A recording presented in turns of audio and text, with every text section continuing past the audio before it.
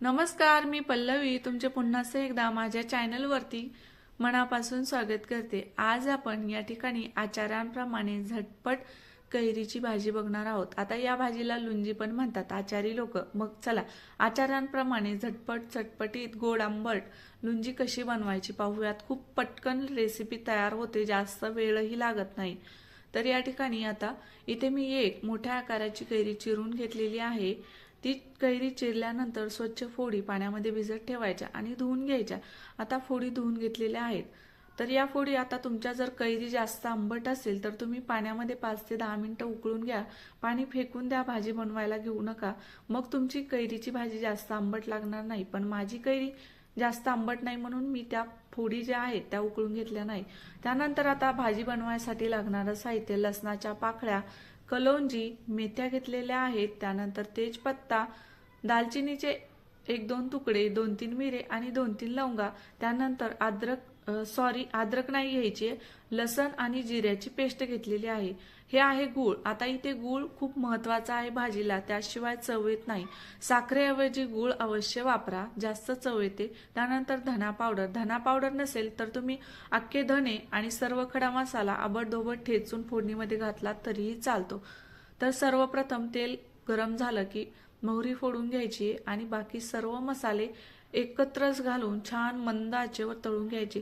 आता ही आहे स्टीलची कढई। या कढईला जास्त गॅस लागत नाही। गॅस बंद करायचा आहे, नाहीतर मग अगदी कमी करायचा आणि छान मंद आचेवर हे मसाले तळून घ्यायचे। गॅस बंद कधी करायचा माहितीये का?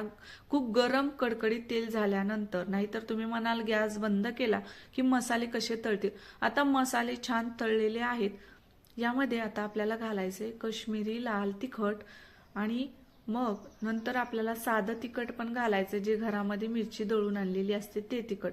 पण त्या अगोदर हळद घालायची। हळदीने खूप छान कलर येतो, लाल तिखटाने आणि हळदीने। तर हे आहे आपलं साधं घरगुती वापरलं जाणारं लाल तिखट मिरचीपासून बनवलेलं। त्यानंतर तुमच्या आवडीचा तुमच्या आवडीचा मसाला घालायचा आहे। तर हे माझा अंबारी मसाला घातलाय अर्धा चमचा। हे पण छान मंद आचेवर मसाले तळून घ्यायचे।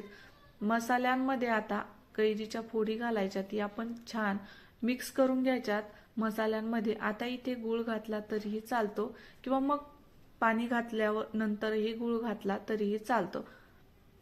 आता छान फोडी मिक्स केलेल्या आहेत। यामध्ये राहिला आपला धना पावडर घालण्याचं, कारण धना पावडर खूप बारीक दळलेली असते आणि पटकन फोडणीमध्ये घातली की त्याचा जो सुगंध आहे तो निघून जातो, म्हणून आता घालायचंय। आणि छान परत एकदा फोडी मिक्स करायच्यात आणि चवीपुरतं मीठ घालायचं। आता तुमची कैऱ्यांची क्वांटिटी जास्त असेल तर तुम्ही त्यानुसार खडे मसाल्यांचा वापर करायचा।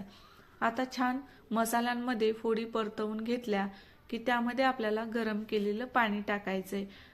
गरम केलेलं पाणी यासाठी टाकायचंय कारण गरम फोडणी असते, मग त्यामध्ये थंड पाणी घातलं की जे भाजीची चव आहे ती निघून जाते, म्हणून शक्यतो गरम केलेलं पाणी टाकायचंय।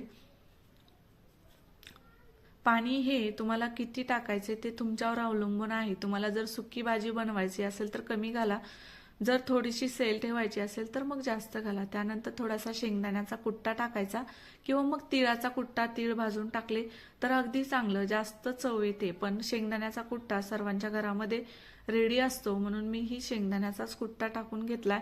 छान उकळी आलेली आहे। आता या स्टेपला तुम्ही इथे गूळ टाकला तरी चालतो। गूळ टाकलेला माझा दिसला नाही कारण तेवढा व्हिडिओ स्किप झालता, पण गूळ टाकून घेतलेला आहे। एका कैरीसाठी मी दाखवला 1 ते 2 चमचा तेवढा गूळ घालायचा। कैरी जर जास्त आंबट असेल तर मग 3 चमचे गूळ घालून घ्यायचा आहे। तर आता 2 ते 3 मिनिटं भाजी छान शिजवून घ्यायची आहे। झाकण ठेवल्यानंतर पटकन भाजी शिजते। शिजल्यानंतर चेक करायची। मस्त सुकी गोड आंबट चटपटीत आंब्याची भाजी तयार झालेली आहे। खूप चव छान लागते, नक्की ट्राय करा। उन्हाळ्यामध्ये जेवणासोबत गोड आंबट भाजी असेल की आपण जेवण जास्त करतो, म्हणून एकदा अशा प्रकारे नक्की गोड आंबट कैरीची भाजी तयार करा। खूप चांगली लागते आणि जेवायला पण खूप भाजी असेल की मस्त वाटतं। मग चला, व्हिडिओ आवडला असेल तर पटकन आता जाता जाता सबस्क्राईब